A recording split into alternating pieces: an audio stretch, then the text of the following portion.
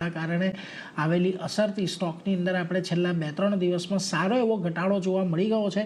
શું કારણ છે સતત આ સ્ટોક ઘટી રહ્યો છે એની વિગત લઈએ સહયોગી શ્રદ્ધા પાસેથી। જી શ્રદ્ધા, જણાવો શું ખાસ વિગત ખાસ કરીને L&Tને લઈને?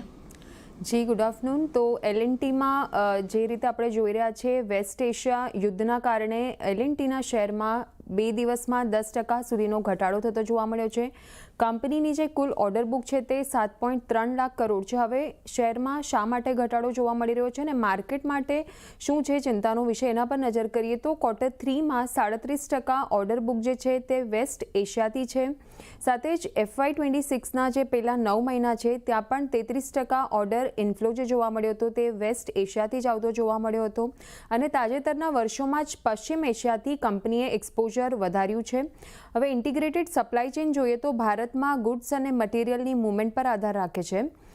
હવે જે આખી આ મેટર છે એના પર L&T પર મેક્વાયરીનો વ્યૂ આવતો જોવા મળ્યો છે। તેઓએ રિપોર્ટમાં જણાવ્યું છે કે ગલ્ફ ઓર્ડર બુકના 55% જેટલો હિસ્સો ફિક્સ્ડ પ્રાઇસ કોન્ટ્રાક્ટ પર આધાર રાખે છે, જ્યાં માર્જિન રિસ્ક જોવા મળી શકે છે।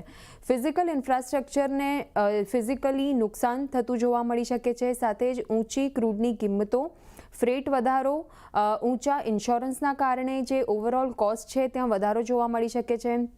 હવે L&T માટે કયા કી મોનિટરેબલ રહેશે, એટલે કે ક્યાં નજર રાખવાની રહેશે, તો એમ છે કે ટૂંકા ગાળે ઉદ્ભવેલી સ્થિતિ શું ટૂંકા ગાળે નિર્માણની તક ઊભી કરી શકે છે કંપની માટે, અને શું કંપનીએ આકસ્મિક ઘટનાઓ માટે માર્જિનથી રક્ષણ મળશે કંપનીને, કારણ કે આ જે રીતે આપણે યુદ્ધની પરિસ્થિતિ જોઈ રહ્યા છે એક આકસ્મિક ઘટના જ ગણાય, તો એવી પરિસ્થિતિમાં માર્જિનથી કંપનીને રક્ષણ મળી શકે છે, એના પર ફોકસ રાખવાનું રહેશે। શું પશ્ચિમ એશિયામાં ઇન્ફ્રાસ્ટ્રક્ચર પર ખર્ચ વધશે, તો આ બધા પર આપણે આગળ આવનારા સમયમાં ફોકસ રાખવાનું રહેશે। ત્યારબાદ CLSA તરફથી પણ એક નોટ આવતી જોવા મળી છે L&T પર। તેઓએ આઉટ પરફોર્મની કોલ આપી છે અને ટાર્ગેટ આપ્યા છે 4,842 પ્રતિ શેરના। તેઓએ રિપોર્ટમાં જણાવ્યું છે કે સાયક્લિકલ ફેક્ટરમાં નરમાશ એ તેઓને બાઇંગ ઓપોર્ચ્યુનિટી લાગી રહી છે, એટલે કે ખરીદવાની તક તેઓ આને ગણી રહ્યા છે।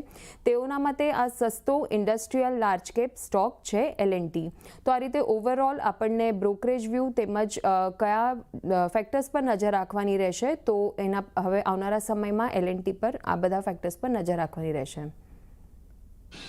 જી આભાર શ્રદ્ધા, અમારી સાથે જોડાઈને સમગ્ર વિગત આપવા માટે। તો જો અત્યાર સુધી